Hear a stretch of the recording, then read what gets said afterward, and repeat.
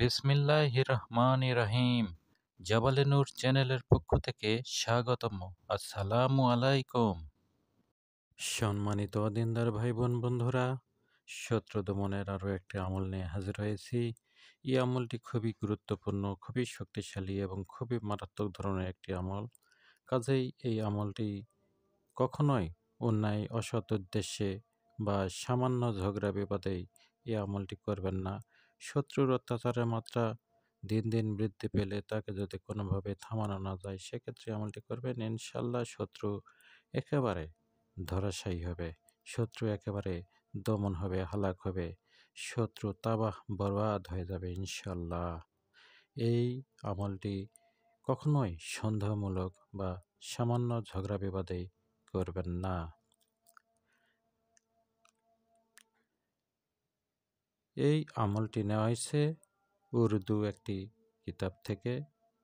উর্দু কিতাবের মধ্যে এই আমলটি আছে এবং এটি খুবই মারাত্মক ধরনের একটি আমল।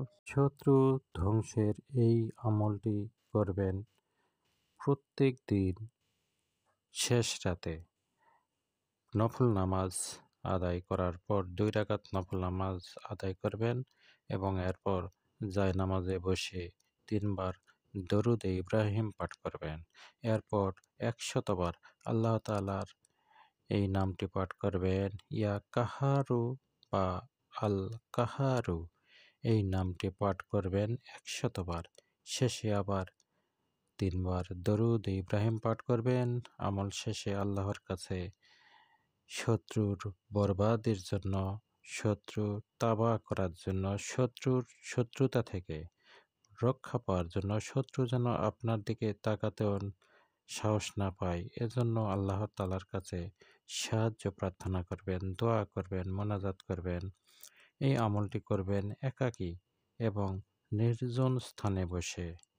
ইনশাল্লাহ 40 দিনের মধ্যে আপনার শত্রু যত বড়ই শক্তিশালী হোক, যতই তাগতওয়ালা লোক হোক বা যতই ক্ষমতাধর ব্যক্তি হোক, সে ধ্বংস বরবাদ হয়ে যাবে ইনশাল্লাহ। এই আমলটি খাস নিয়তে খুব সহিভাবে, সুন্দরভাবে, নিরিবিলি স্থানে এই আমলটি করবেন।